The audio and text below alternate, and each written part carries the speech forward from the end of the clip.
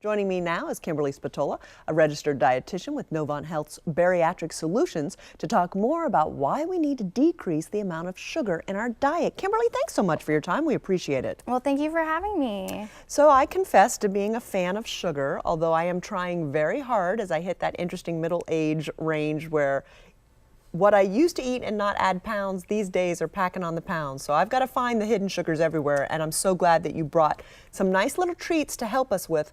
Let's start with a misconception. I thought granola was healthy. Yes, and that is one item that a lot of people add to their breakfast because they perceive it to be a very healthy item. With the oats, with the slivered almonds, that can have a lot of times. However, there's also can be a lot of honey, maple syrup, molasses, corn syrup even, that's used to kind of combine it all together and make it really that sweet, crunchy flavor that you love from granola. And with that, a lot of calories can be contained in a very small portion size. Yogurt, another breakfast staple for so many of us, and we think it's healthy. Yes, especially when you go adding your granola on top of your yogurt. Any type of yogurt, whether it be regular or even the Greek yogurt, it can definitely have a lot of hidden sources of sugar with fruit juice concentrate, more sugar added from not only the fruits that are contained in it.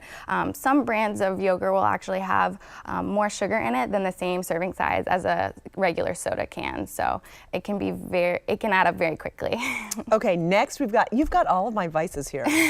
Probably ranch dressing. I have a salad, but yes. I can enjoy that salad because of the ranch dressing. Yeah, so whether it be ranch dressing, other creamy dressing, vinaigrettes, fat-free, low-fat dressing, most of them have a lot of hidden sources of sugar in it. Even for 2 tablespoons of dressing, which is a pretty small portion size. Say not enough for my salad. Yes, not always a whole lot. You can get 2 teaspoons of sugar in that small amount. So if you're eating a healthy salad, you're basically, with your dressing, just pouring on a couple teaspoons of sugar over top. Next up, spaghetti sauce. Spaghetti sauce, yes. Pasta sauce, tomato sauce. A lot of sugar can be added to that because it helps to counteract the acidity of the tomatoes. So really got to read your labels with this one. Ideally, make your own sauce from canned tomatoes, but otherwise just read your ingredients label to find one with no added sugar.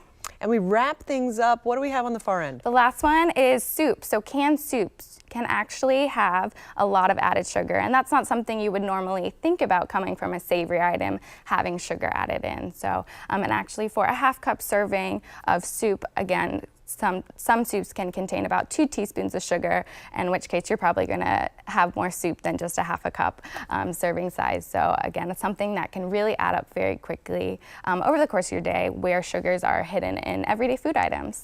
And the real importance for us to be able to recognize these extra sugars is the fact that they lead to disease that can really just, wreak havoc on our lives. Yes, definitely. Heart disease is the leading cause of death in Americans in the U.S. And sugar is a big factor in that. So really wanting to try to limit where sugars are coming from in your everyday diet can help to not have as many early onset of chronic diseases and help keep you looking young, healthy, and full of energy as well. But they're just so darn sneaky, because it's not just when we read the labels, it's not just sugar, high fructose corn syrup that we're looking for, sucrose. I mean, there's 61 different names. That is just mind-boggling to have to really dig through and understand just as much. And you made a fabulous point about making our own spaghetti sauce. Not that I ever would. Yeah, it's really not that hard. Yeah, it's just a matter of having the right ingredients kind of stashed in your pantry. Get some crushed tomatoes, add a little bit of tomato paste, put some garlic, some onions, some spices in there. To give it a little added sweetness, I like to chop up some carrots or some red bell pepper and saute that with the onion before you add the tomatoes in, and that really helps to counteract the acidity of the tomatoes, but without any added sugar. You're just getting sugar from natural food sources. And natural is the key. Natural is the key. The more whole natural foods, less processed, less added sugar you can get, the better off you will be and the healthier you will be in the long run. Kimberly Spatola with Novant Health. Thank you so much for these great information. And now I've got to be extra careful. I'm throwing out my granola. I'm not even going to eat my yogurt anymore. And maybe I'll learn how to make some pasta sauce. Yes, definitely. Thanks so much for your information. Thank you.